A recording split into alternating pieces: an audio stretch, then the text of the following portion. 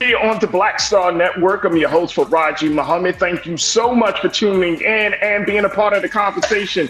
Folks, we got a lot to talk about. First and foremost, let's talk about the latest out of Hollywood as the Writers Guild has officially said that they have reached a tentative 3-year agreement with the Alliance of Motion Pictures, subsequently ending the strike of 146 days. We'll give you the latest around that. Also, President Biden has met with former presidential candidate Hillary Clinton, and they discuss one thing.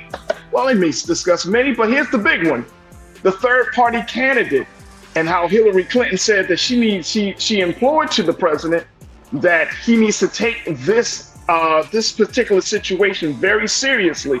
And I'm going to share with you the breakdown of that conversation. Also, we got our Health, Reclaim Your Wellness with Dr. Bridget, MD today. So we got a lot to talk about on today's edition of The Culture right here on the Black Star Network. Let's go.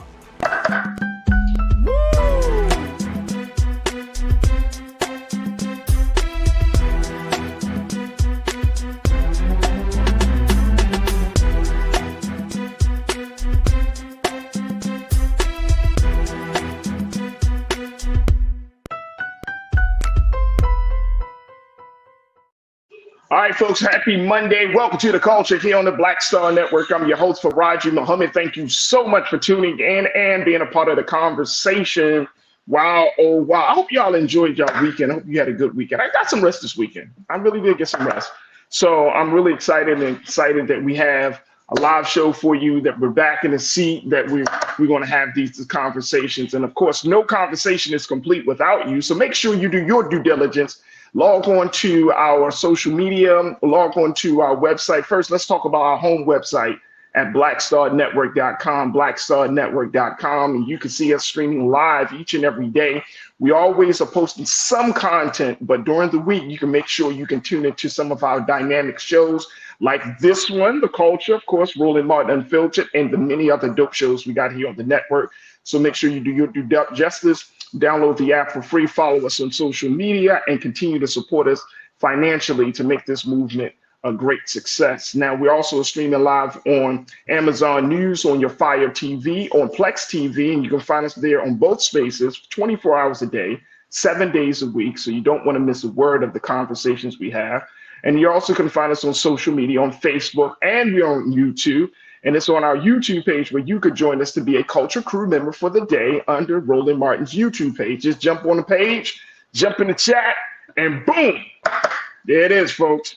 You got a lot of folks that are checking in. So big shout out to my online Culture Crew, as always, checking in all across the country. Pastor Damon Blissett, good afternoon, dear King. I hope you are well. Hope you had a great weekend, Brother Damon. Thank you for checking in as always. Kathleen Davis, I see you. Thank you so much. Sister Tiana, thank you so much for checking in. Cindy D, I got you. Good afternoon, Cindy. Conscious Thought, my brother. Good afternoon, sir. I know you're going to have a lot to say, Conscious Thought. Monkey Confessions. How about that, Monkey Confessions? Good afternoon, brother. Thank you so much for checking in. Miss Pauline, thank you for checking in as well. And big brother Willie Frazier. Good afternoon, brother Willie. Good to see you once again. All right, folks, let's jump right into the conversation. First and foremost, some of you may be excited that some of your favorite shows, may be back into production, as the WGA, the Writers Guild of America, has officially said that they have agreed to a tentative deal with the Alliance of Motion Picture and Television Producers. They reached the finish line yesterday after 5 consecutive days of negotiation. Here's the latest from Variety, folks. Take a look at this. This is when they have reached the negotiation for the WGA and the Alliance reached the finish line Sunday after 5 consecutive days of negotiations. Day 4 on Saturday mostly involved lawyers for the Guild and AMPTP hashing out the fine print of language around complicated and groundbreaking additions to the WGA's minimum basic agreement. The nitty-gritty details of language around the use of generative AI and content production was one of the last items that the sides worked on before closing the pact. According to the WGA's negotiating committee, they wrote in the email they sent to members at 7:10 p.m. Pacific time, "We can say with great pride that this deal is exceptional with meaningful gains and protections for writers in every sector of the membership. So it looks like some of the shows may be back in protection. More importantly, like these are the shows like your daytime, your late night shows. There might be some of the daytime shows as well. Those are the writers because a lot of those hosts, they can write their own jokes, but it's a lot of work. So those writers will be coming back to that. Now, the big question that everyone is asking is, what about the actors? What about the SAG-AFTRA situation that have the contract? Well, people are feeling a little bit more optimistic that if a deal can be set with the WGA, that something can be done with the actors. We will have to see. We don't know how things are going to move forward, but the actors and the Writers Guild, some of their goals are very, very similar. So some folks are saying, yep, it may be happening within the next couple of days, but this is a big, big start after a 146-day strike. The last time they strike, it was about 100 days. So this is a little bit longer than the previous strike, but this is a much more, as the WGA said, this is a much more meaningful gain. They feel like this is a big win for the writers and the industry. So we will keep our eyes on the SAG-AFTRA strike. But more importantly, we know that a lot of Black writers, and we've talked about this before, a lot of Black writers are in those rooms, are in those spaces trying to create some level of equity, trying to make sure that our content gets out here. This is why this type of situation is very important, because a lot of the discussions that we have culturally are about representation, are about imagery, are about storytelling. These are the things that these are the spaces where it matters. Now, it's fine to have a person, you have a Black actress or a Black actor who at least is leading the show, who might be hosting the show, who might be the lead of a movie, but it's really behind the scenes. That's the part that is I think the core of the matter. It's behind the scenes. How are our stories being told, right? And I remember I've been having conversations with a lot of writers around in the city and whatnot, and especially Black ones. And they're always saying that a lot of our favorite shows, y'all remember, a lot of our favorite shows, whether it's your classic shows, when you're talking about shows where they'll pass 20, 25, 30, 40 years, some of us still look at the shows like the Jeffersons and these were written by white writers. And so there has to be a change. And we talked about this, but there has to be a change. So we're talking about not just that representation in front of the camera. You got to have those writers behind the camera. You got to make sure those stories are being told in a way that is going to fit with where we are culturally, a way that's going to uplift who we are, that's going to empower us, especially for the next generation that is watching these shows. And so I know that it's important for me as a parent and as a dad that I'm making sure I'm exposing my children to shows that show them in a good light. Little girls, little Black girls doing fantastic things, little Black boys doing fantastic things. They have to be shown in a great light. So writers are especially important for this dynamic. So I'm excited to see that this tentative deal has been reached. Again, it's a 3-year deal. More details are going to be emerging over the next couple of days as they hash out the final language. But I'm glad to see that there's some movement on this, because I was missing some of my shows now. I was missing them, but it's a beautiful thing to see this happening. And so I appreciate this happening, and we will definitely look forward to how the actors are going to respond. Folks, we got to take a quick pause. When we come forward, let's talk a little bit about President Biden, how he had a meeting with former presidential candidate, former Secretary of State, Miss Hillary Clinton.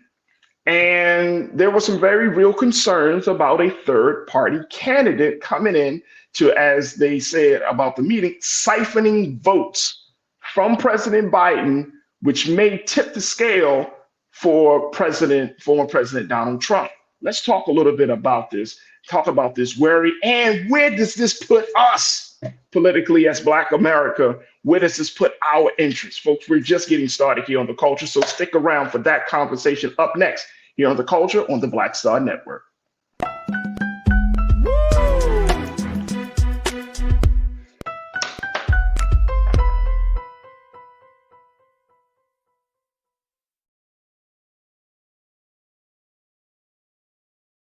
On his first day in office, with the country in crisis, President Biden got to work for us. Cutting Black child poverty in half. More money for Black entrepreneurs. Millions of new, good-paying jobs.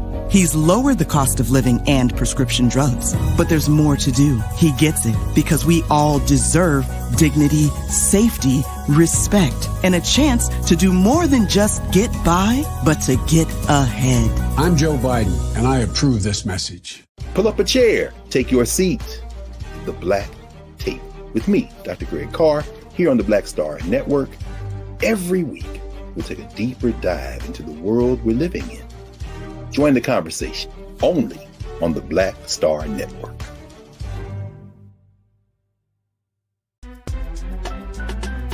I'm Faraji Muhammad, live from LA.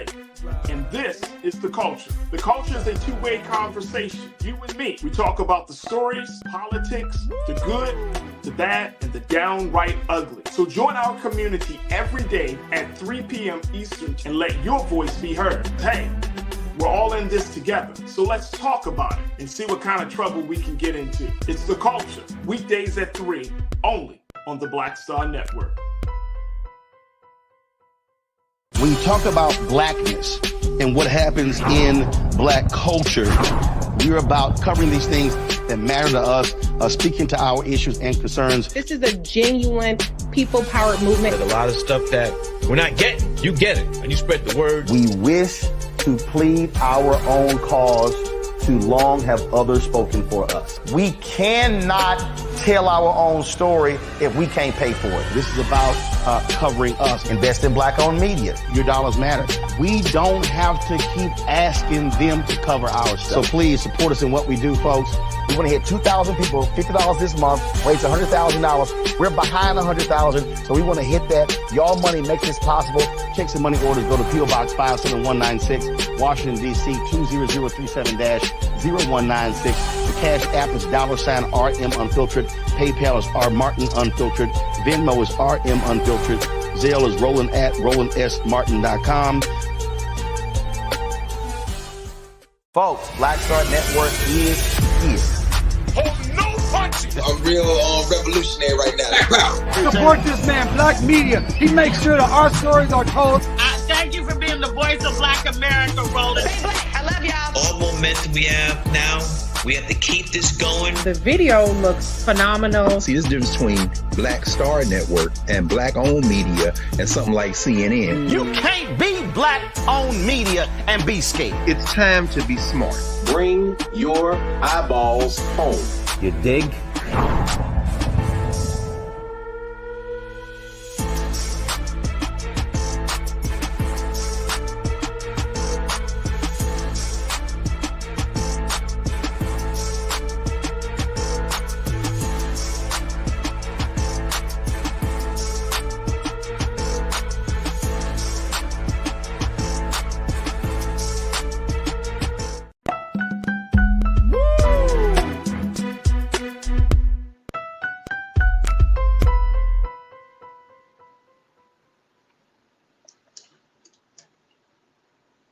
All right, folks, welcome back to The Culture here on the Black Star Network. I'm your host, Faraji Muhammad. Thank you so much for tuning in and being a part of the conversation.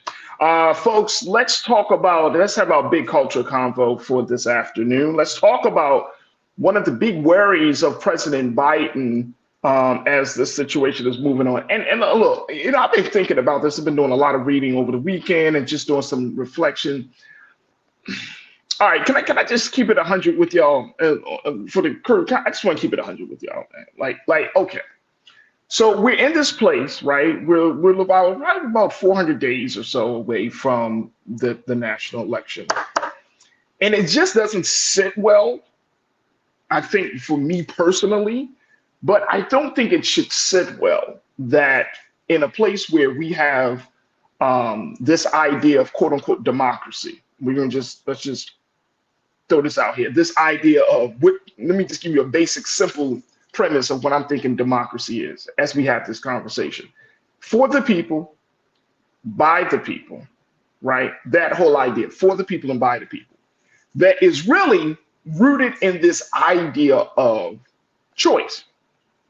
That's what the whole process of voting is all about. That's what this whole process of being able to determine which representative speaks to your interests. It's all about choice. It's about, we have all of these diverse interests in this country. You have all of these different groups of people in the country. We're all like in this, living in the same places. We should have choice.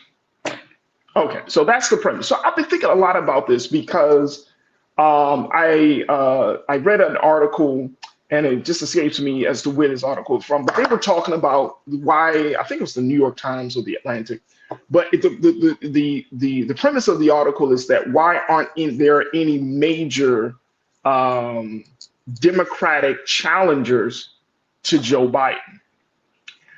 I'm thinking about that. And then on Wednesday, there's a second GOP debate. Okay, so we're not talking about that today, but just kind of thinking about all of these things happening around the same time. So when I came across this piece about, there is a great internal worry from the Biden camp and even folks that are in President Biden's orbit. Former Secretary of State and presidential candidate Hillary Clinton. He met with Hillary Clinton, a couple of days ago, and they had a conversation, and she really expressed to him, told him to seriously think about how his campaign is going to handle any third party candidate. Because why? She thought, when you look at her presidential run, that was part of this process, like the Bernie Sanders situation with her and Bernie Sanders, or just the idea of that another candidate can come into the picture and essentially peel off not a lot of votes. You don't need a lot of votes to tip the scale in this case, right? But you could just peel off some votes. And this is the concern that President Biden and his camp and folks around him are feeling internally. But going back to my political science thinking, I'm like, if we're already told that that these are the two candidates, right? As crazy as it sounds, like a little bit over a year away from the election, and we're not really given a choice. And this doesn't sit well with me. It just doesn't sit well with me. I don't know, crew, if this sits well with you, but we're not given a choice to be able to determine, hey, let me think of other folks outside of the box. And the Democrats and the Republicans, they're not offering, and I'm just saying both parties, right? They're not offering the candidates that we're going to see.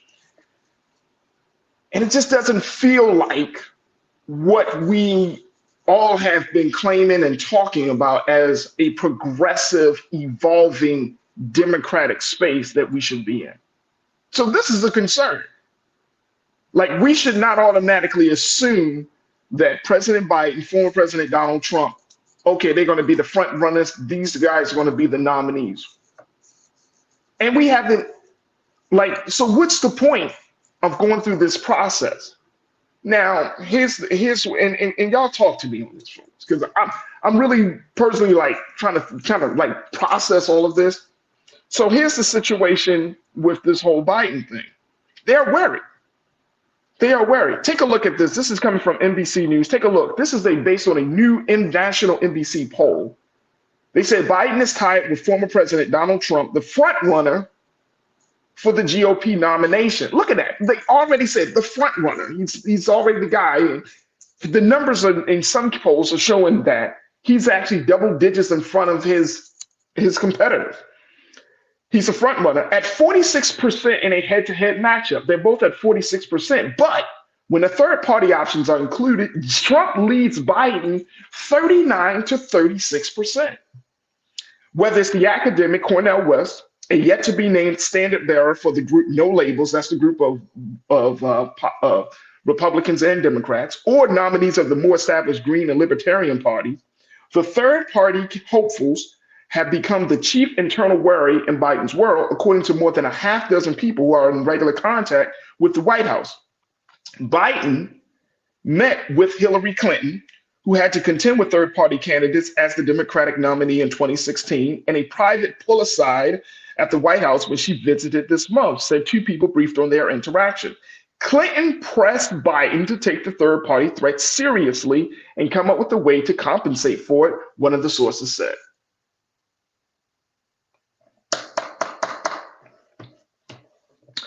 So this puts Black America, this puts this idea, this talk about our interests in a very, very precarious position, folks. Here's why. We know that traditionally, historically, and I'm saying this over the past 50 years at least, Black folks have voted more Democrat than Republican. We already know that, right? But then now you're putting this out, and this is not the fault of NBC News, not at all. But you're and I'm saying as the Democratic Party, it's this concern, but you're worried about a third party candidate when they should be looking at, well, what are your third party, what are the policies that could potentially force some party members to look at a third candidate? Y'all with me on this? If the policies of the Democratic Party speaks to the interest of Black America, speaks to the interest of progressive America, whoever makes up progressive America, if the parties of the Democratic Party, if the policies of the party speaks to those issues, you wouldn't have those issues. You wouldn't be like worried. But you're worried that somebody else can come into the mix. And if you're worried about somebody else is coming into the mix, then maybe something is not happening in your situation where you start to really, really see that there needs to be a change. If Cornel West appeals to Black people in this country, he appeals to white liberals in his country, what is he saying? What is he proposing that has gotten the attention of those particular voters at this time that you might be losing? See, and I'm saying this to the Democratic Party. Like, what are we saying? And let me just get your thoughts on this, group members, because I'm seeing this, and other people are seeing this, and obviously the president, his people are seeing this. But for us, where does that put us? Where does that put our interest? So does that mean that it's and y'all tell me if I'm thinking about this wrong? It feels like, oh, we're kind of getting pushed into a wall, back into a corner rather, because it's like, oh, you don't want Trump, but nobody else has a better chance to quote unquote beat Trump like Biden does. And then at the end of the day, it's like, do we really get what we want out of the situation? All right, let me go to you a couple of questions, a couple of thoughts that y'all have to say. Janelle, you checked in. Janelle Fields, good to see you, sis. Good to connect with you. You said we really have to have deeper discussions on how conservatives are funding the move toward autocracy and austerity. Project 2025 is being marketed to the GOP and the no labels possible Joe Manchin.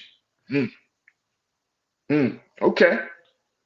I read an interesting piece, and I'm going to talk about this week, how President Trump and his people, folks from the Heritage Foundation, the Conservative Think Tank, and others, created a plan, a 920-page plan on how to essentially gut out federal workers and bringing the power of federal workers and major agencies of government like the Department of Justice and other agencies under presidential power. So if President Trump were to win, then he would have full control instead of what is actually happening now, where some departments like the Department of Justice are either partially independent or wholly independent of the government.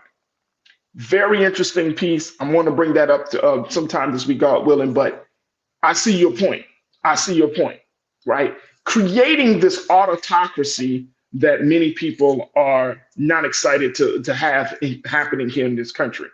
Cammie and Philly, you said, but we've always had third-party candidates and they always mess up the election. Is it a mess up of the election? Or isn't this system supposed to be open to the ideas that if somebody is not speaking to your interest, the beauty of this system that we're currently in allows you to run for office to speak to an interest that you feel is not being met or discussed from your primary candidates? Isn't that the beauty? Isn't that supposed to be one of the great incentives and benefits of this system that we're currently a part of? That we have candidates. If you don't like what you see, then go ahead, take your shot at it. Go ahead and run for office, and maybe you can speak to a couple of people. Or is it now getting to a point now where we're like, we don't want to hear your ideas? Because some people do have some good ideas. Now, will the president, will the front runners, will they always adopt these ideas? No, but the election is not just about a person as much as it is about ideas. And if we're not seeing an influx or flow of new ideas coming in, then essentially our system can be seen as dead or stale or not as effective because the ideas aren't being channeled in. So I want us to think about that. Look, I got to take a quick pause. When we come forward, more conversation about this as we talk about President Biden's worry about a third-party candidate and how his team and his world is saying, he got to take this thing seriously. So what will he do? And where does this put us as Black Americans if we want to talk about political power, if we want to talk about really having a candidate to speak to our issues? Where does that put us? Folks, let's continue the conversation on the other side. It's The Culture here on the Black Star Network.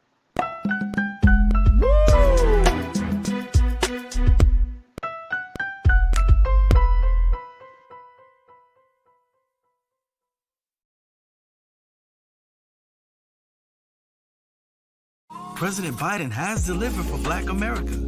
More funding for Black entrepreneurs. Millions of new good-paying jobs. He's lowering the cost of medications and the cost of living. Joe Biden is delivering for us, and that's the facts. Pull up a chair, take your seat. The Black Tape with me, Dr. Greg Carr, here on the Black Star Network. Every week, we'll take a deeper dive into the world we're living in. Join the conversation only on the Black Star Network.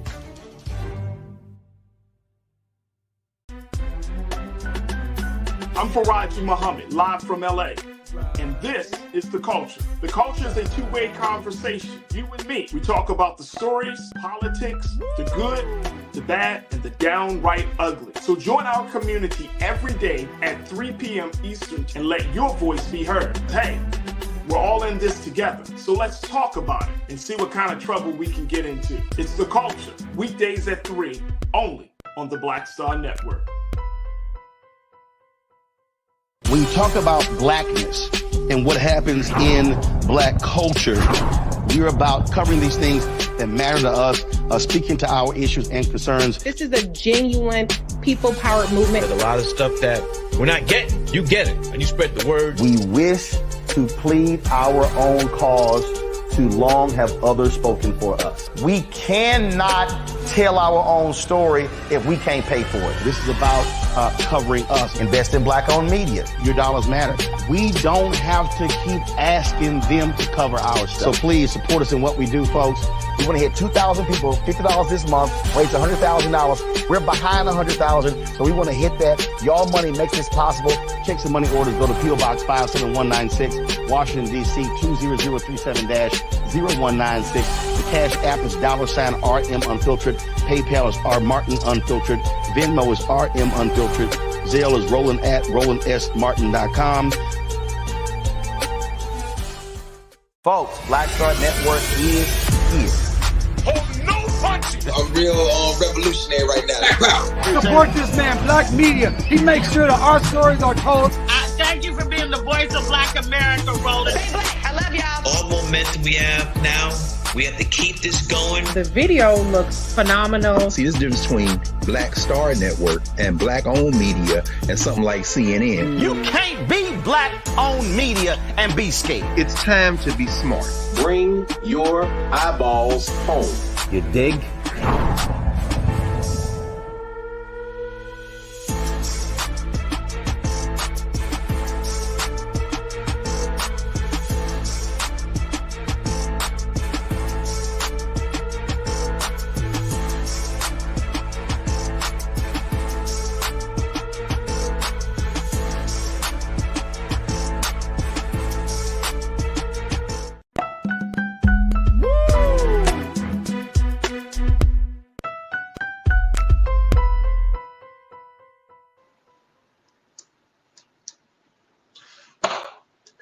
All right, folks, welcome back to The Culture here on the Black Star Network. I'm your host, Faraji Muhammad. We've been talking about President Biden's internal worry of a third-party candidate possibly disrupting the president's movements and his momentum to make sure he secures a second term. And the third-party candidate, traditionally, historically, based upon the research, generally disrupts the Democratic incumbent more so than the Republicans, than the Republican candidate, right? So if you, in this case, a third-party candidate would leave the Democratic Party to start to support a third-party candidate. Now, one big major third-party candidate is Dr. Cornel West. I brought this up before. And I think a lot of us were in agreement that you should have certain voices, at least on the stage, if there is going to be a Democratic debate. The second debate for the Republicans is on Wednesday. I'm waiting for this first debate for the Democratic candidates, but there aren't any candidates right now. There aren't any candidates. We talked, Gavin Newsom said he's supporting Biden, so he's not running for president. Governor Gretchen Whitmer from Michigan. Some other folks may be running for office, right? You have all of these governors, you got these senators, but nobody's really stepping forward. Nobody wants to. And this bothers me, folks. It feels like we don't have any choice. And so, Davey, I think that your comment that you said, Davey Floater, it resonates, bro. It resonates. And you said, Faraji, let me make sure I'm saying this correct, Davey, because when I saw your comment, I was just like, damn. You said that it is the illusion of choice. They don't really want us to choose. So what do you tell, and I'm not saying you're wrong, I think that is a very heavy comment. What do we tell new voters? What do you tell Black voters? Get involved, go and vote, because you have the right to choose in this democracy. This is your democracy. This is your form of government. This is our participatory politics. But there aren't any choices outside of the choices that has already been determined over a year before the national election. Where's the choice? So to your point, Davey, it's an illusion. Is this an illusion? And I'm just bringing up questions, folks, just something for us to think about here. Because is this way of which we're moving forward, is this healthy? Is this empowering for the American people? That we feel like we're just going back to Biden Trump part 2. It sounds like a boxing match. You know what I'm saying? Like Mayweather Pacquiao or something.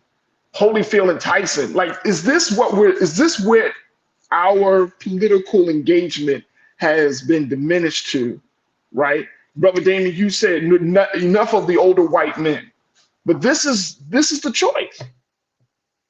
This is the choice. Now, some people might be upset with me and say, well, Farai, you trying to, we got a serious situation with Trump, blah, blah, blah. And it's like, I hear all of that. I hear of that. But what about the quote unquote, the integrity of the very system that we say that we should all believe in? The integrity comes down to choice. The integrity comes down to showing, making sure that certain candidates speaks to the varying interests of the American people. So what about that? Or is it just about an election? Are we just thinking about 2024 and not thinking about 2028, 2032? Are we not thinking down the road? Because here's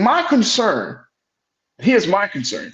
My concern, folks, is that if we get into the space of doing what's politically convenient instead of doing what is politically sustainable, then we're going to find ourselves in a trick bag. And if nobody needs to be put more in the trick bag, Black America doesn't need to be no more trick bags, folks. We need to, and here's my thinking. Y'all can agree with me or not on this, y'all. Black America needs choices. We need some choices. Because it's like something just has to give. Something has to give. For younger voters, voters who have already, and for any one of us who have voted in local elections, national elections, whatever the case may be, you cannot tell me that you feel inspired to go to the polls right now. You can't tell me that. You're telling me that after all this time, all of this that we have gone through, and I'm saying as Black folks, as this country has gone through, that come 2024, you run into the polls. And what's the motivation for you to run to the polls? Say, oh, well, I don't want Trump in office. Okay. I don't want this to happen. I don't want that to happen. Okay, tell me what you're for and not what you're against. Be clear about that.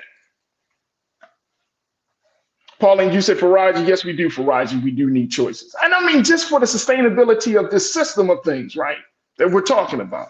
That's what I'm talking about. It's not just because I want to see Biden lose. I want to see this person win and all of that stuff. I'm talking about looking ahead, looking ahead. If democracy is in crisis, democracy is in peril, as so many people are saying. That's what was discussed at the CBC meeting convention last week. That's what the president has been put out. That's what even Trump is talking about in his recent interview, that this is not democracy. If everybody's talking about the state of democracy, then why are we moving forward in such a way that shows that we're going to be less concerned about the state of democracy and more concerned about the personalities, because the personalities should not override the system. I mean, y'all tell me if I'm thinking crazy on this, y'all. But should the policies be, the personalities rather, should the personalities be bigger than the system?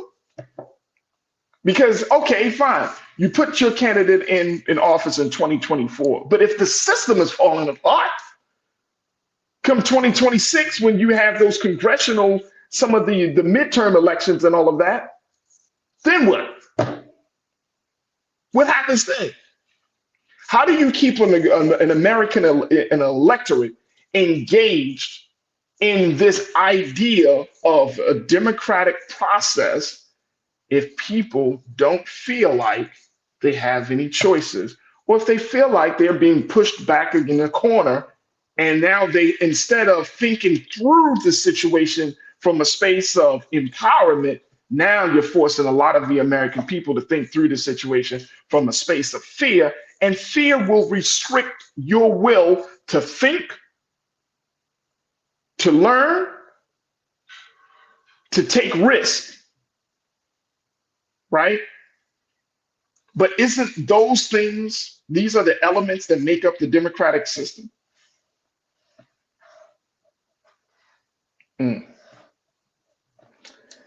Corinna, you checked in, my sister. You said exercise your choice by voting in the damn primary elections. Facts, I agree. Exercise.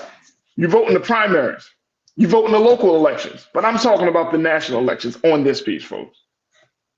Don't stop voting locally. You probably get more choices locally in statewide elections than you will on this national election. I'm pretty sure of that. So vote in those elections. But for this national election, I think we should have some conversation. For Shalinda, you said, Faraji, looking at what the Republicans have said they will do when they get into power motivates the hell out of me. I hear you. I hear you. Cindy, you said, I don't know if I'm inspired, but I will vote because too many Black people fought for this right, and Republicans are trying way too hard to take our vote away. More of us need to go vote. We have to. Not saying that we shouldn't, Cindy. Not saying that we shouldn't. All I'm saying is our people fought and died for not just for us to cast a ballot, but they always believed that our ballot would lead to political power.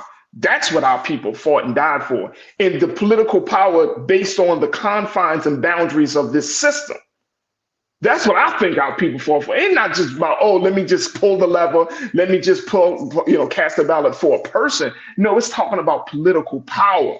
And when we're looking at 2023, we're making some gains, but look at the demand compared to the gain, to the level of gains that we're making.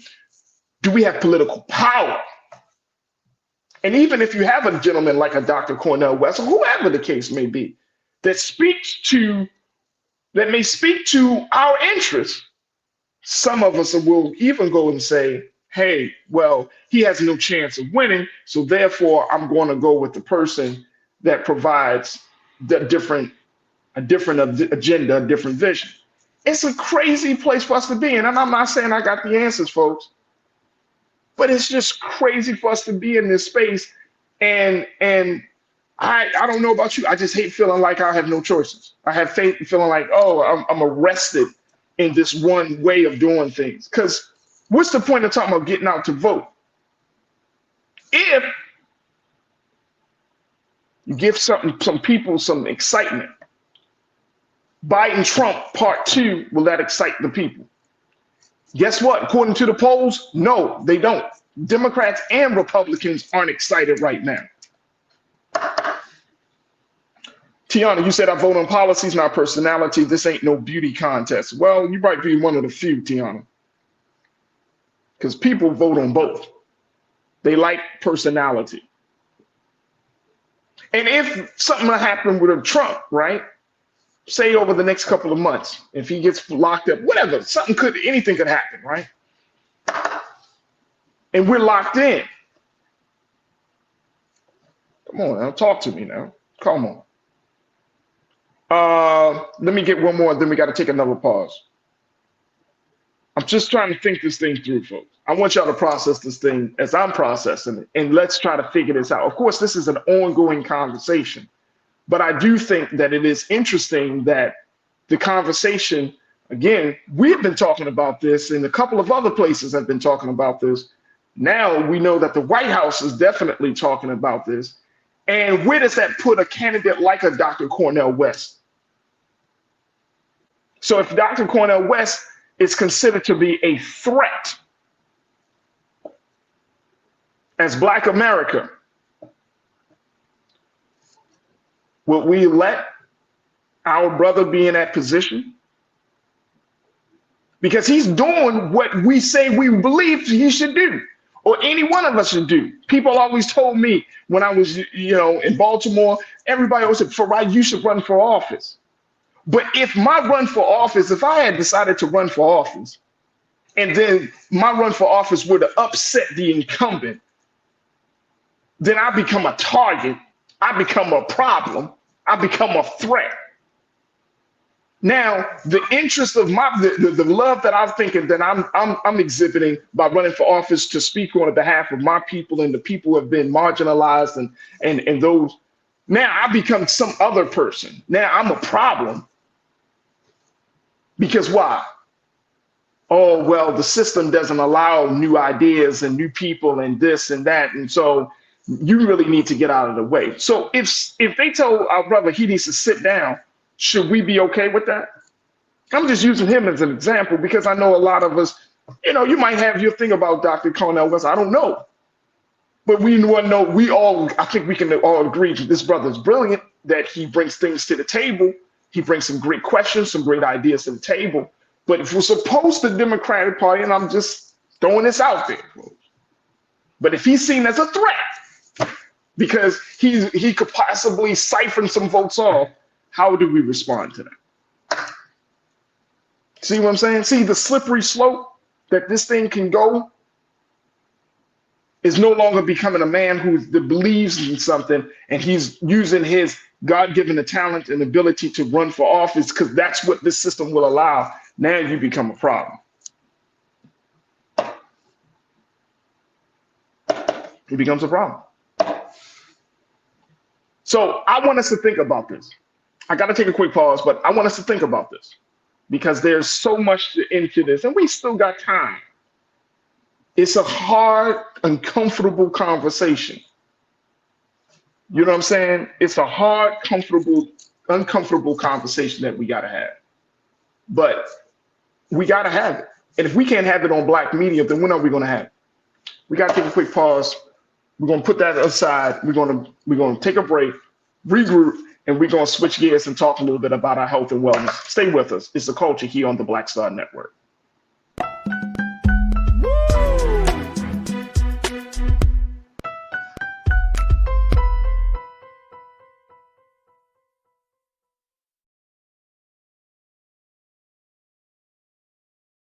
On his first day in office, with the country in crisis, President Biden got to work for us. Cutting Black child poverty in half, more money for Black entrepreneurs, millions of new, good-paying jobs. He's lowered the cost of living and prescription drugs. But there's more to do. He gets it because we all deserve dignity, safety, respect, and a chance to do more than just get by, but to get ahead. I'm Joe Biden, and I approve this message. When you talk about blackness and what happens in Black culture, we're about covering these things that matter to us, speaking to our issues and concerns. This is a genuine people-powered movement. There's a lot of stuff that we're not getting. You get it, and you spread the word. We wish to plead our own cause. Too long have others spoken for us. We cannot tell our own story if we can't pay for it. This is about covering us. Invest in Black-owned media. Your dollars matter. We don't have to keep asking them to cover our stuff. So please support us in what we do, folks. We want to hit 2,000 people, $50 this month, raise $100,000. We're behind $100,000, so we want to hit that. Y'all money makes this possible. Checks and money orders go to P.O. Box 57196, Washington, D.C. 20037-0196. The Cash App is $RM Unfiltered. PayPal is R Martin Unfiltered. Venmo is RM Unfiltered. Zelle is Roland at RolandSMartin.com.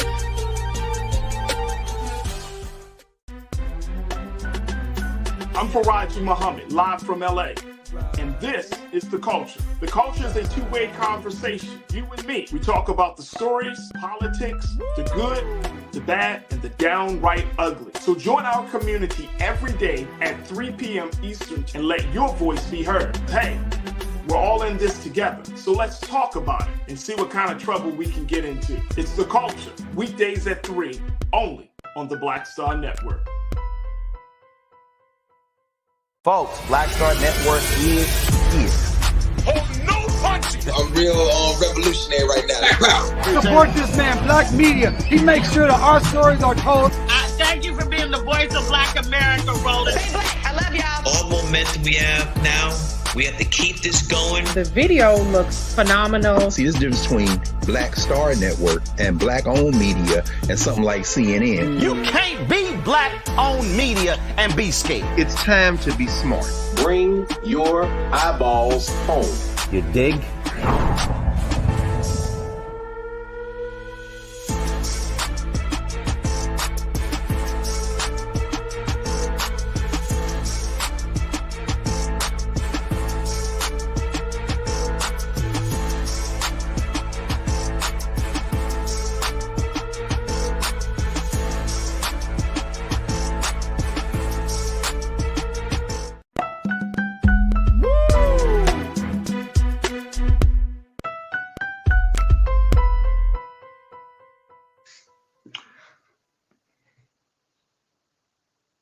Folks, welcome back to The Culture here on the Black Star Network. I'm your host, Faraji Muhammad. Thank you so much for tuning in and being a part of the conversation.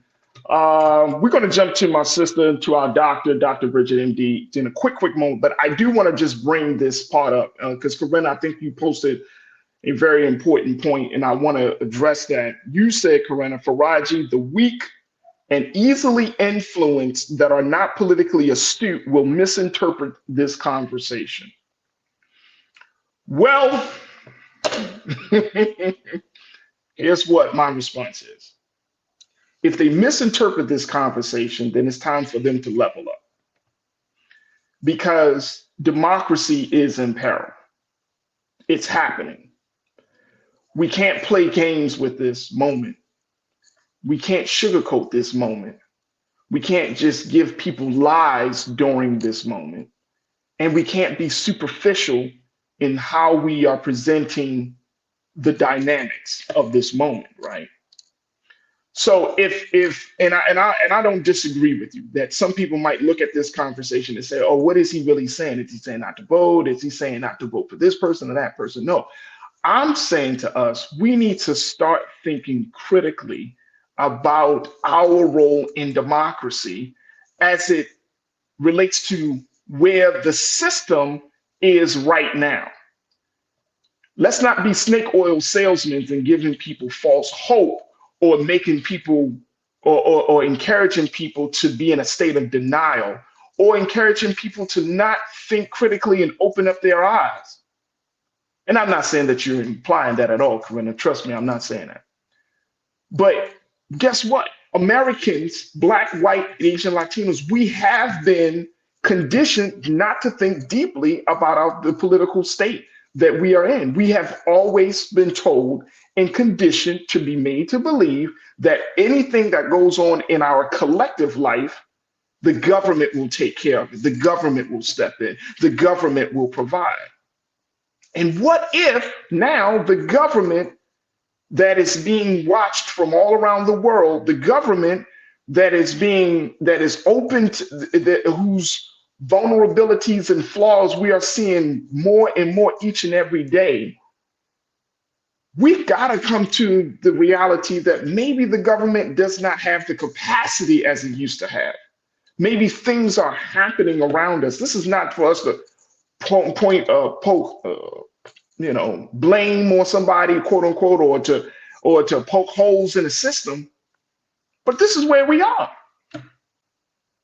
This is where we are. And as Black people in this country, we don't need to be talked to as if we're children. When our children are coming up behind us, what is going to be their future in this country as Black children, Black girls, Black boys? What's the future of the marginalized? What's the future of those who feel like they don't have a say? What's the future of this system of things? So if a person comes into this conversation and he misinterprets and say, oh my gosh, I don't know, then guess what? It's time for you to get to knowing what's going on. That's the purpose of this conversation. That's just one of them, rather. To encourage us to think.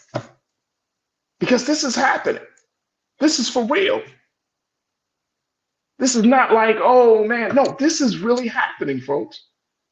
The writing is on the wall that if we do not change how our relationship is, I'm talking about the American people, the constituents, if we don't really get ourselves fully involved beyond the ballot box and to understand the dynamics at play and all of the factors that are leading to this great change, if we keep selling each other pipe dreams and hope and faith and just telling people, oh, it's just going to be okay, it's going to be okay, but the house is burning.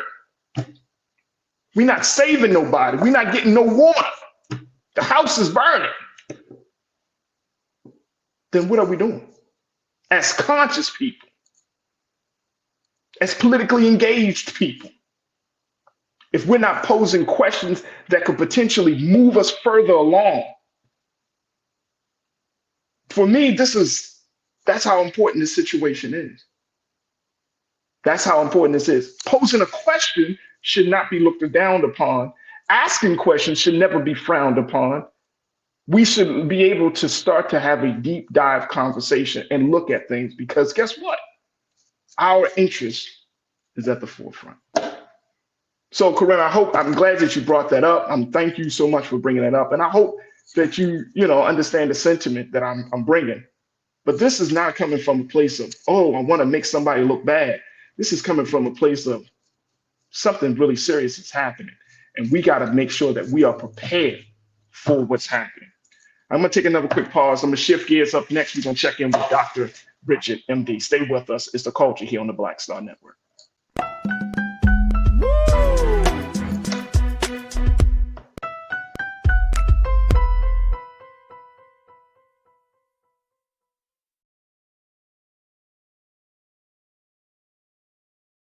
President Biden has delivered for Black America. More funding for Black entrepreneurs. Millions of new good-paying jobs. He's lowering the cost of medications and the cost of living. Joe Biden is delivering for us, and that's the facts. When you talk about Blackness and what happens in Black culture, we're about covering these things that matter to us, speaking to our issues and concerns. This is a genuine people-powered movement. There's a lot of stuff that we're not getting. You get it, and you spread the word. We wish to plead our own cause too long have others spoken for us. We cannot tell our own story if we can't pay for it. This is about covering us. Invest in black-owned media. Your dollars matter. We don't have to keep asking them to cover our stuff. So please support us in what we do, folks. We want to hit 2,000 people, $50 this month, raise $100,000. We're behind 100,000, so we want to hit that. Y'all money makes this possible. Check some money orders. Go to P.O. Box 57196, Washington, D.C. 20037-0196. The Cash App is $RM Unfiltered. PayPal is R Martin Unfiltered. Venmo is RM Unfiltered. Zelle is Roland at RolandSMartin.com.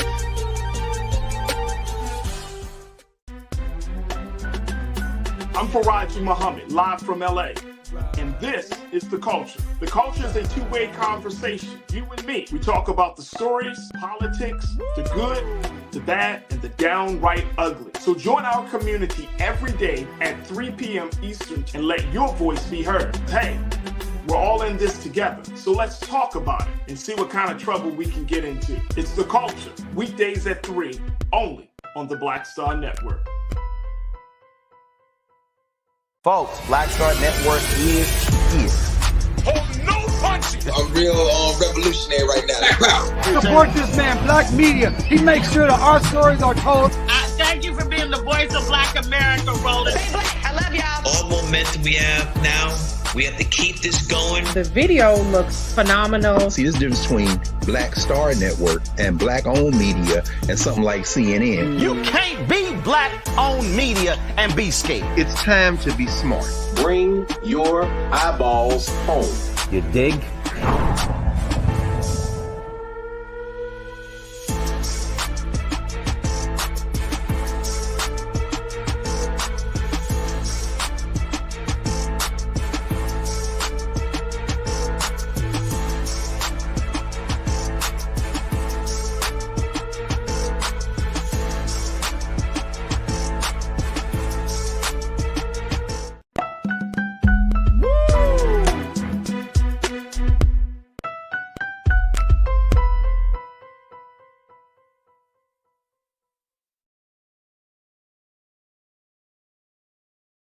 Let's now switch gears. To have our conversation with our doctor, Dr. Bridget, MD, for this week's Reclaim Your Wellness with Dr. Bridget.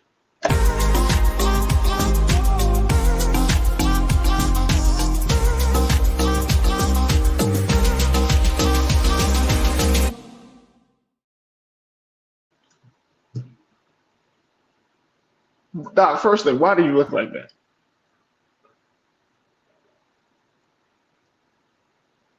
I can't hear you. Can you hear me?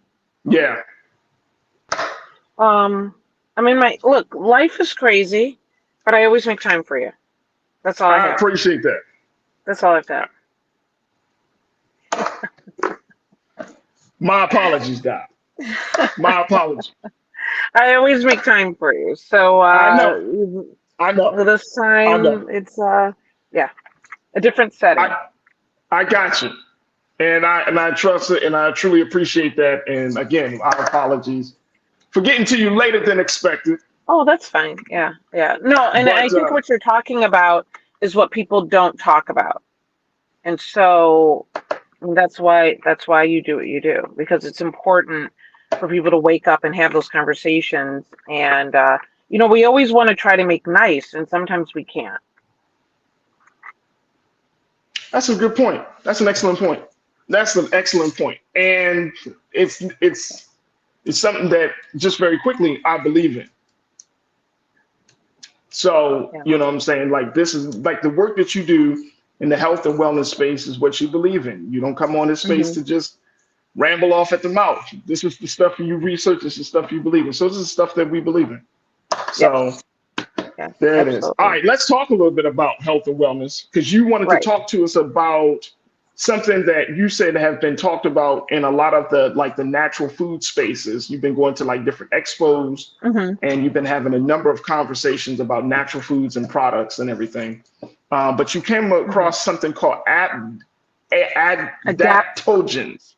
Yeah, adaptogens. And I figured it was worth talking about I spent this past week at the Natural Products Expo in Philadelphia, and at the same time was Black Cannabis Week, across town. So I was kind of going back and forth between the two conferences this week, and I was looking for what were the trends in health and wellness, and what were people talking about. And I also came across an article talking about what would be the big trending aspects for 2023, and to see what came true and what didn't. And adaptogens was definitely out there.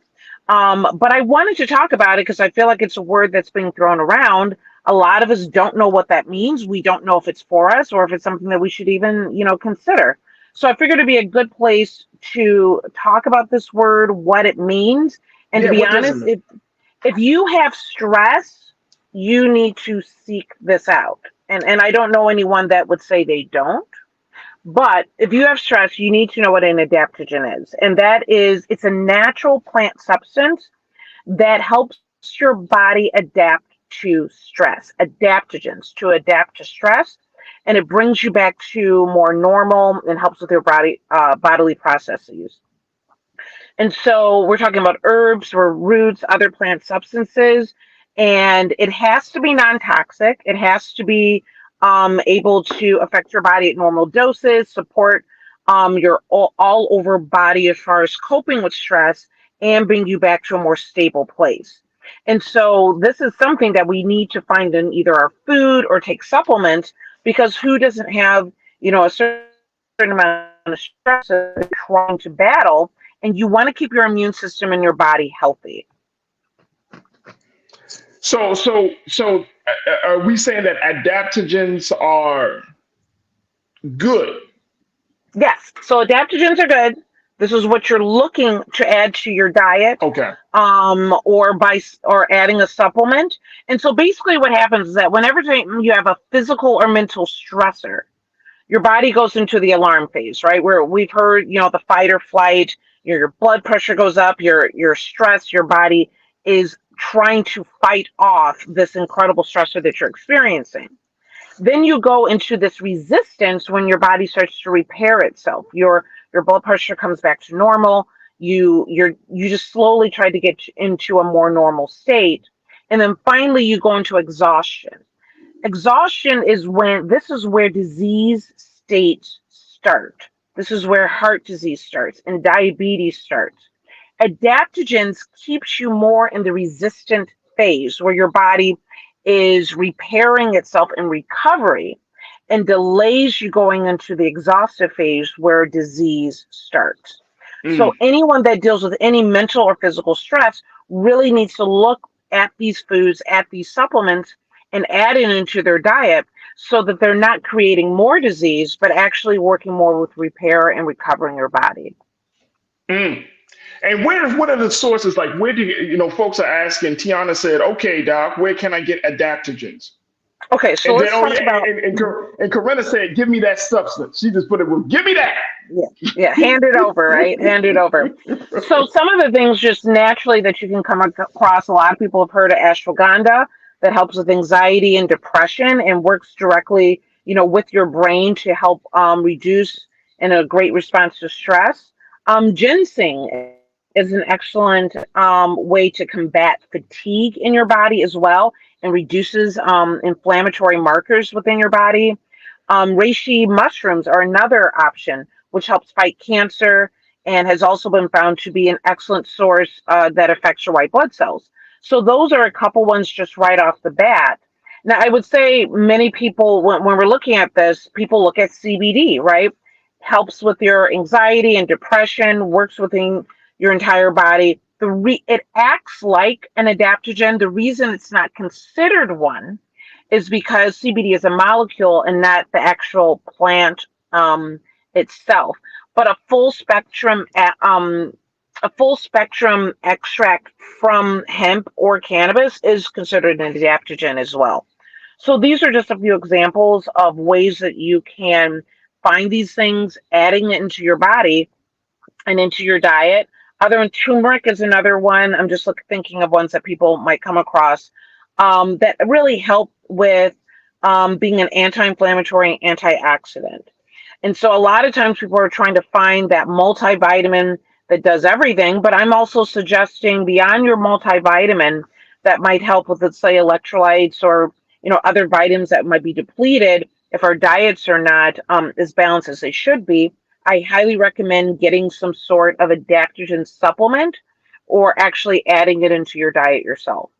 And also I saw that adaptogens can be in dark chocolate as well. So I'm sure, dark chocolate and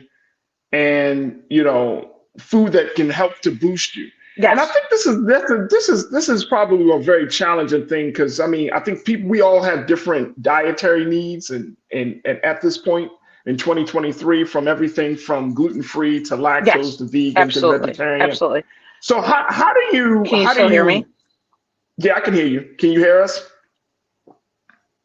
Can you hear me? Looks like we got some technical. Look, let's do this. Let's take a quick pause. When we come forward, let's reconnect with Dr. Bridget MD. Folks, we want you to join us in the conversation as we're talking about adaptogens and how they can help our bodies. And more importantly, what are some of the key ingredients that you need to look for in your healthy food? So we'll continue the conversations on the other side as we reconnect with Dr. Bridget Cole-Williams right here for this week's Reclaim Your Wellness here on The Culture on the Black Star Network.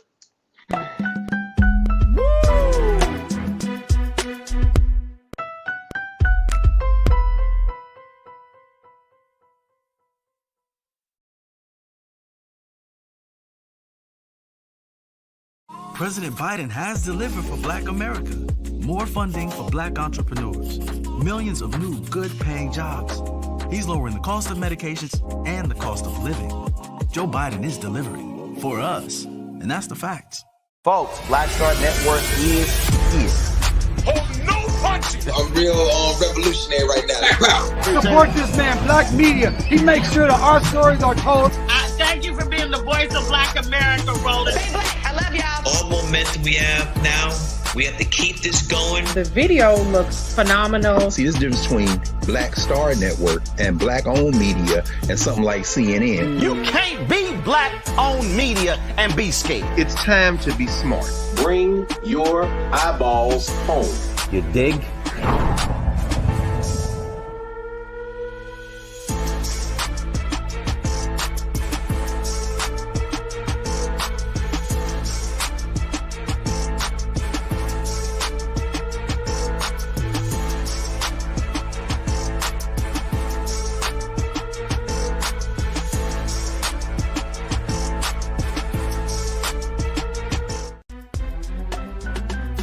I'm Faraji Muhammad, live from LA. And this is The Culture. The Culture is a two-way conversation. You and me. We talk about the stories, politics, the good, the bad, and the downright ugly. So join our community every day at 3 p.m. Eastern and let your voice be heard. Hey, we're all in this together. So let's talk about it and see what kind of trouble we can get into. It's The Culture, weekdays at 3, only on the Black Star Network. When you talk about blackness and what happens in Black culture, we're about covering these things that matter to us, speaking to our issues and concerns. This is a genuine people-powered movement. There's a lot of stuff that we're not getting. You get it, and you spread the word. We wish to plead our own cause. Too long have others spoken for us. We cannot tell our own story if we can't pay for it. This is about covering us. Invest in Black-owned media. Your dollars matter. We don't have to keep asking them to cover our stuff. So please support us in what we do, folks. We want to hit 2,000 people, $50 this month, raise $100,000. We're behind 100,000, so we want to hit that. Y'all money makes this possible. Check some money orders. Go to P.O. Box 57196, Washington, D.C. 20037-0196. The Cash App is $RM Unfiltered. PayPal is R Martin Unfiltered. Venmo is RM Unfiltered. Zelle is Roland at RolandSMartin.com.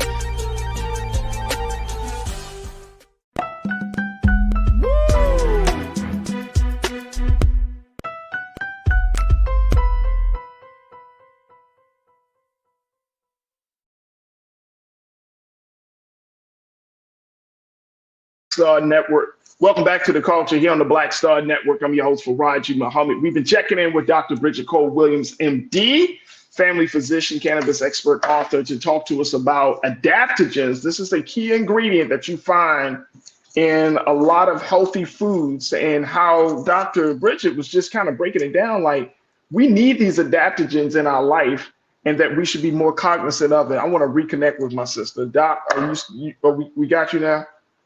Do we have the doctor in here yet?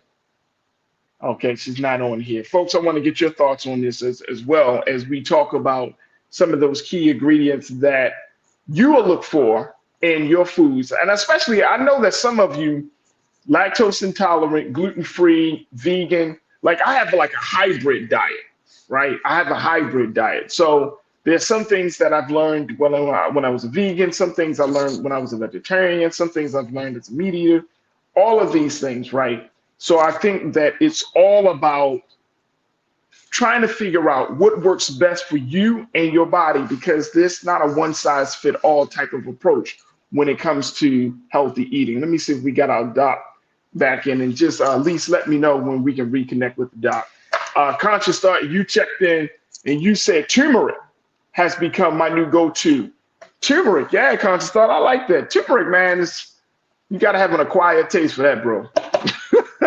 Got to have an acquired taste. But I definitely understand that the nutritional value of turmeric.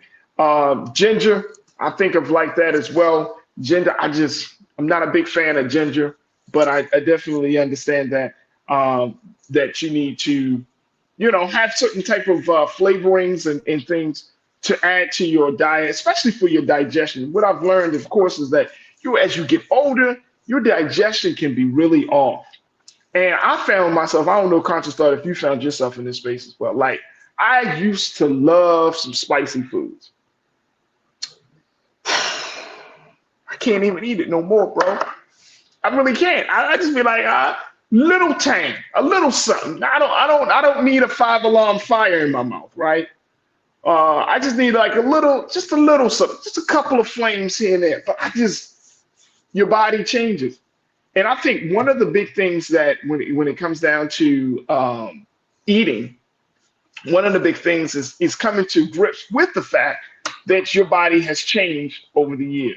All right, let me see if we can get her back. Let's see. And my team keep trying to bring her back in. And Real Brooklyn, you said Real P, because I'm looking at your comment, Brooklyn. Real Brooklyn saying, carry goat and rice and peas. Right. Love it, bro. I love it. Love it. Love it. Curry chicken, jerk chicken. Like, I love these, man. I absolutely love these. And this is certainly something that I think is important, because some of us grew up in those households. Like, I had a best friend, she lived like two doors down from us. Her whole family was Jamaican. Opened my eyes up to Jamaican and Caribbean food. And it shaped me in a very, very big way in terms of my palate, right? Like being able to be open to that. Not just Jamaican food. You're talking about all these different foods that we bring in that taste good. But going back to what Dr. Bridget mentioned, talking about that level of adaptogens, making sure that we're getting the type of power, the type of boost that we need in our foods. So absolutely, I hear you. Namre, you checked in and you said, if you can't tolerate turmeric alone, maybe curry powder can be a good alternative. It's a spice blend that includes turmeric. That's a great thought. Thank you so much for Namre. Thank you for checking in on that. Conscious Thought, you said, I can still get into spicy foods, things in moderation. And I'm going to ask all of you, what do you look for? Like when you go to your health food store, right? Not just in these spices, but also in the other foods. You know what I mean? Do you add these things to your meal all the time? Do you not to add these things to your meal? If you heard the doc say, talking about adaptogens, how we can have the power to add some of these things to ourselves. So it sounds like a lot of us are very conscious about what we're putting in. All right, let me just see here. Let me see here. Who else we got here? I see more of you. Making sure I'm gonna just get here. Conscious Dark, we got your thought already. Real Brooklyn, you said Mofongo. What you want to say about Mofongo, Real Brooklyn? What you want to say about Mofongo? Let's bring the doc back as we have this conversation. We got Dr. Bridget back here. Sorry. You got me? It's just one of those Mondays. It is. It is. Hey, look, Doc. So people were checking in and saying like turmeric, curry powder. I talked to folks that I was just making a point that so many of us, like I have a hybrid diet from based upon what I learned when I was a vegan to vegetarianism to as a meat eater. Like I'm creating all of these things. As we look at this thing of adaptogens, and I'm glad that you brought it up, but are you finding that more people are eating much more in the hybrid style, or are people still kind of trying to reach the traditional, the vegetarian or meat eater, or like what's the attitude around people's diets now to include adaptogens into our diets? So I would say that number one, Black women in particular, but Black families are the largest growing population of vegans in America right now. Okay. But what I'm finding is that the definitions of, vegan and vegetarian and pescatarian and, all these different types of diets, people are starting to resist being boxed in. That they do what they do. They're eating healthy. Don't put a label on me. If I decide to eat whatever today is the holiday, I'll eat this, but I spend most of my time in a very healthy space. And because people will often like criticize people, oh, you're not a real one. Oh, people, if you're about your health, the definition and the label should not define you. So I think people are being more open to, I want to do my best to live this way, but I'm also not going to let other people decide if I'm successful or not. So what would you recommend? We're gonna in a couple of moments, we want to take another pause, but I want to get to, I'm glad you brought that up because people are often like, and here in LA, people are very gym fanatical, health conscious, right? And I know that it's so easy for us to be influenced by someone else's view, interpretation in their diet, right? As a family physician, what do you recommend? What do you tell your patients in terms of how to choose a diet that fits them? Because I've grown into a space where I'm like, you know what? Your body is different from mine. I think I'm gonna have a better understanding of what I need and what I don't need. You know what I'm saying? Instead of allowing the peer pressure of, oh, you say you're this type of eater. I don't see it. You know what I'm saying? So what do you recommend? So first of all, I would say, what do you enjoy? Because if I recommend a diet to you and you hate vegetables, I don't like the idea of it, but if you hate, maybe that's not for you. Overall, if you're just talking about in general, what's the healthiest diet? We always say Mediterranean is your best option, right? But and what's that for those who don't know that? So based out of a Mediterranean diet, there's a little bit more of a balance on the vegetable side. The oils that they use are more of the olive oil. It ends up being more heart healthy. And you see it in Lebanese cuisine and, Middle Eastern cuisine quite a bit. But it ends up being more heart healthy because we're not using the heavy butters and oils that you see more in the American diet. It's very grain focused as well. And so that you're getting these really whole, healthy grains as opposed to processed grains. So, so Mediterranean overall. And if the idea of excluding any aspect of your diet doesn't work for you, Mediterranean is probably the best way to go. But if you enjoy certain things, or if certain things bother you, or if you feel sick after certain meals, what are you eating that makes you feel sick? And let's start there. To say, oh, everyone should be, vegetarian or, vegans can be a little militant. So y'all, it's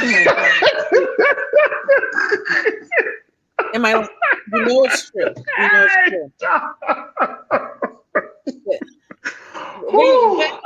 Just back off a little bit. We'll all get there in our own time. Vegans can be a little Hey, but right.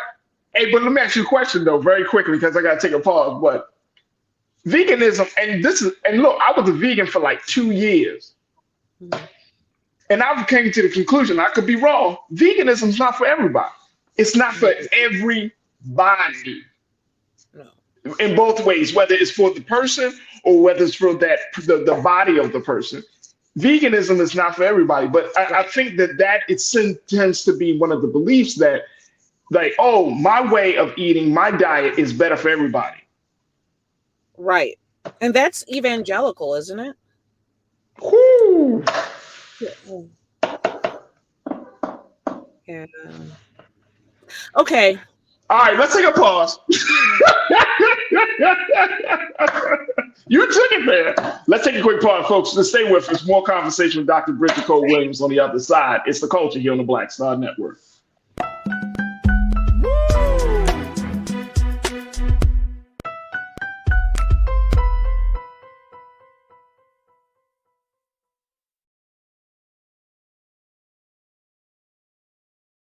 On his first day in office, with the country in crisis, President Biden got to work for us. Cutting Black child poverty in half, more money for Black entrepreneurs, millions of new, good-paying jobs. He's lowered the cost of living and prescription drugs. But there's more to do. He gets it because we all deserve dignity, safety, respect, and a chance to do more than just get by, but to get ahead. I'm Joe Biden, and I approve this message. Folks, Black Star Network is here. Oh, no punches! I'm real revolutionary right now. Support this man, Black Media. He makes sure that our stories are told. Thank you for being the voice of Black America, Roland. Stay black. I love y'all. All momentum we have now, we have to keep this going. The video looks phenomenal. See, this difference between Black Star Network and Black-owned media and something like CNN. You can't be Black-owned media and be scared. It's time to be smart. Bring your eyeballs home. You dig?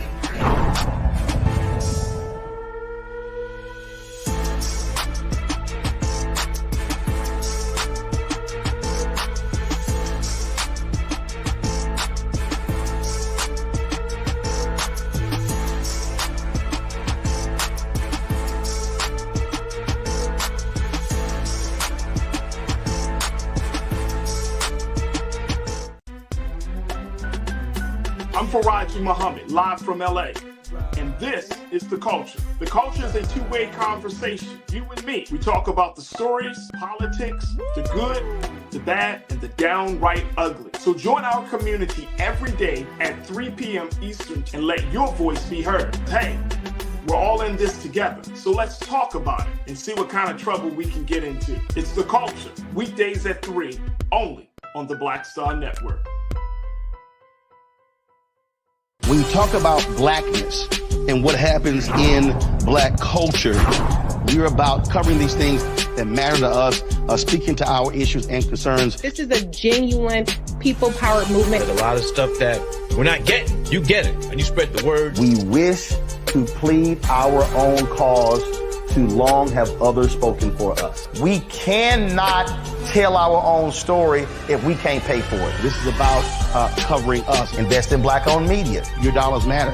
We don't have to keep asking them to cover our stuff. So please support us in what we do, folks.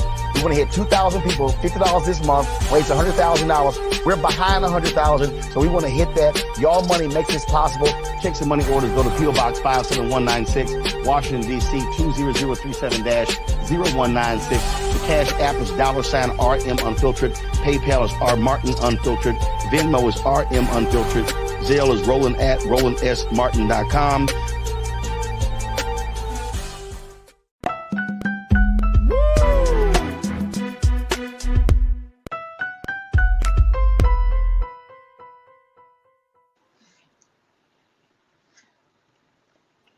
All right, folks, welcome back to the show. We've been checking in with Dr. Bridget Cole Williams for this week's Reclaim Your Wellness, talking about Doc, can you help me? Adaptogen. All right. That's what it's called. And Yeah. so we've been talking a little bit about adaptogens, and it's an opportunity for us to even have these conversations about natural foods. Very quickly, I know one of the things that we did talk about was the fact that you have these various diets, and you said vegans can be militant. So that's a hip hop quotable there, Doc. But talking about natural foods, when you go to these natural food expos, here's one of the big things that I've been kind of pushed back with the natural food industry is that it's become so trendy right now that a lot of these companies are just saying that they're natural, organic, whole foods, fresh from the ground, that type of stuff. But are they really that? Are these natural foods that we're consuming, that we're thinking is all natural, is it really as healthy as they say they are? I think there's a hidden, an expo.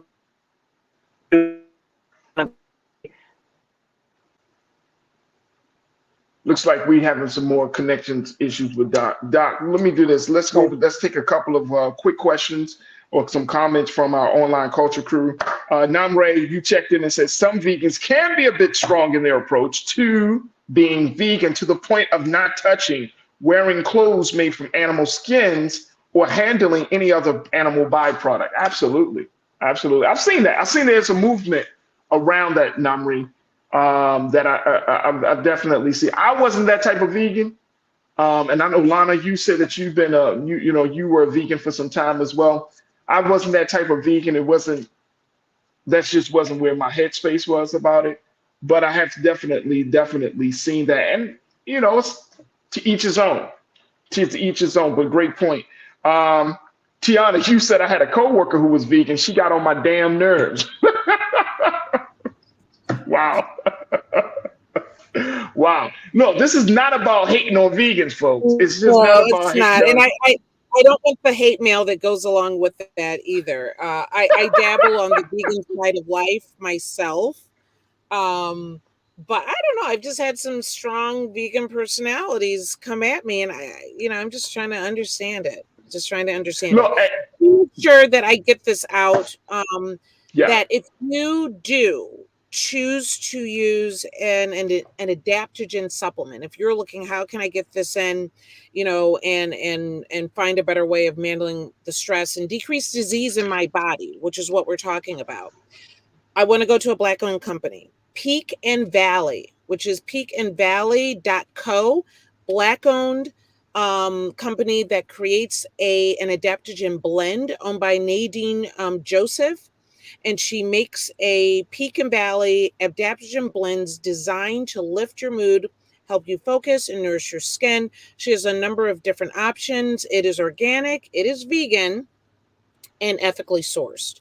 So we want to support obviously other Black-owned companies, and Peak and Valley is something that, and it's at CVS, right? So that is something that I support, and I'm gonna go and grab that. Like I said, everything that I share with you all, I'm on the same journey with you. So I love the idea of this. I have more stress than I would like, and I don't want the disease that can happen by stressing your body. So I'm definitely on board with this one. So with adaptogens, as we kind of wrap up this part of the conversation, Doc. So with adaptogens, it's we can get them from food sources, but can you get it separately? And I don't want to ask a stupid question. Separately, meaning like in nutritional supplements, or yeah. Okay, so yes, so I mean, you could individually, you can add turmeric, or have the dark chocolate, or buy mushrooms by themselves, but you can also buy ashwagandha as a supplement by itself, or what have you. So I try to find what's the easiest way of doing it, particularly when you're dealing with people that are on the run and are trying to have the healthiest diet. Sometimes day to day, you don't get all of these things in. So, that's where the supplement industry comes from. Get it into your diet when you're not able to make those foods yourselves. Absolutely. I will definitely add a list of foods onto my Instagram, and I will also add this Pecan Valley. I'm interested in it. I'm going to try it, and we can follow up and see what we think. I mean, that'd be awesome. And you're saying this is a all black supplement company that's putting this out there. Pecan Valley is available at CVS. Take a look at this, folks. And no one paid me. Just doing the right and no thing. one pays you. I get it. I appreciate. I mean, thank you for that transparency, Doc. I love it. I think that it's important that we look at it, because I do take vitamins. I do take some supplements. You know what I mean? But I'm always kind of looking and making sure that your body, because I think you said it on this show, it's like some time ago, because you've been on here for a minute now. Just for a minute. But you said that after a while, like if you take the same supplements, like your body may not get the same response that it got. You advise taking a little break and then kind of starting back up again. Is that still your recommendation? Well, the fact of the matter is, for the most part, your body takes in what it needs, and what it doesn't need, you're either peeing it out, or in some cases, if you're doing a high dose, you're storing it in fat. And so you want to make sure that you're getting some of this, I would like to think, from a healthy diet. The supplements, the vitamins, what have you, should be filling in the gap. And so if you're taking tons of vitamin C and you're also getting that vitamin C in your diet, you're just peeing it out all the time. So you do just sometimes maybe change up your regimen, like not necessarily stop entirely, but change to a different brand or a different combination maybe, to see if I'm taking this type of vitamin this time, let's use this for a while and fill in those gaps and then come back to it at a later time. But definitely, if you're on the run and you know that you're not having the most balanced meals, vitamins are a good idea. And these supplements. Absolutely. So, Dr. you say you're going to put this a list out for us on your Instagram. Are you going to have an after chat to talk a little bit more about this today? I am. So we'll do the after. By that time, I will be in one location. That will be. I apologize for today. But we'll at 5:30 we can go on Instagram Live. We can continue this. We can get into some of the other brands as foods. I will apologize to the vegans at that time, and also we do half of the time, doing an after chat. And we also started, based on after 9/11, the other half hour now is we call healthy relationships only. And we talk a little bit more about all sorts of different relationships that we experience, and to ensure that sometimes we don't know even what that looks like. And so great conversation, and we'll continue that as well. Absolutely. Dr. Bridget Cole-Williams, MD, family physician, expert in cannabis space, author, entrepreneur. Folks, y'all make sure y'all check her out after the show today, 5:30 p.m. Eastern Standard Time, for her after chat to talk more about adaptogens and some of the other key ingredients we need to include in our diet for healthy and sustained living. Always exciting to have my sister on here to talk to us each and every week, as she travels around the country. She's in a lot of spaces, y'all. She's in a lot of spaces. She's always trying to figure out the best ways for us to live healthy.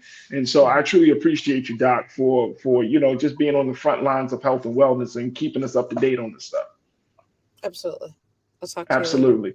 Make sure y'all follow her on all social media platforms, Dr. Bridget MD. You can follow her on Instagram. Where you need more followers at? Instagram, Twitter? Where you most of your engagement at now? I do a lot on. I hated Instagram for a while. Now that's where I spend a lot of my time. My Facebook as well, but Instagram is where I seem to be doing more interaction right now. So that's Dr. Bridget MD Instagram Live at 5:30 Eastern today. There it is right there. Appreciate you. Thank you so much, Doctor. And always thank you for being so good for the culture. All right, folks, that's going to do it for us, because we're just going to wrap it up. And big shout out to all of you for checking in today and being a part of the conversation, our online culture crew. Man, what a crazy show. What a show. But look, this is part of the conversation. This is part of the process. So I am not upset at all. And I appreciate each and every one of you, for even if you disagree with me, if you are like, Faraji, I think you're way off. Shalinda, I see you. He's like, I'm on Faraji, you on some BS. It's all good. because at the end of the day, we need to have conversations. And so I truly believe in having healthy, intellectual, thought-provoking conversations that's going to that could push the needle forward rather than for us to kind of just go along to get along. It's too much happening in this country and around the world for us to be in that space with each other. And so if it requires us to kind of have these uncomfortable conversations, so be it. But more importantly, I want us to keep the channels of communication open and clear so we can learn and we can build and come to some sort of solution, some sort of resolution, some sort of reconciliation on all of these varying thoughts and interests that we have, and we can get on one page. But it's going to take some uncomfortable, some hard conversations to have, but I'm willing to have it as long as you're willing to have it with me as well. So I appreciate and I'm open to all forms of opinions. Let's just be respectful of one another, but we can at least talk to one another because that's where we are in the culture right now. That's where we are. Make sure y'all folks, make sure y'all do y'all due diligence. Support us here at Black Star Network. If you have been enjoying the conversation today, go to our website at blackstarnetwork.com, blackstarnetwork.com. Also, make sure that you download the app for free. Follow us on social media. Your financial support is everything that we need to make this movement continue to happen. So again, your support is needed. We are streaming on Amazon News, on Fire TV, on Plex TV. You can find us in both of those spaces 24 hours a day, 7 days a week. So make sure that you tell your friends and family about it. We also stream it on YouTube. We have a lot of great content. We always are streaming some up-to-date content. So make sure y'all go to our YouTube page, go to our blackstarnetwork.com page, and then also follow me on your social media at The Real Faraji on Instagram. I'm also on Twitter at Faraji. I'm on Facebook at Faraji Muhammad. I would love to connect with you as we move forward. All right, folks, that's going to do it for me. Thank you to my dynamic team, Joel, Shannon, Maddie, Chris, Lise, and my man King Keenan. As always, never be afraid to challenge what's wrong. Stand for what's right while being yourself in the process. God willing, we will talk tomorrow for another exciting edition of The Culture right here, only here, exclusively here on the Black Star Network. Have a great afternoon and evening. Talk to you soon. Peace.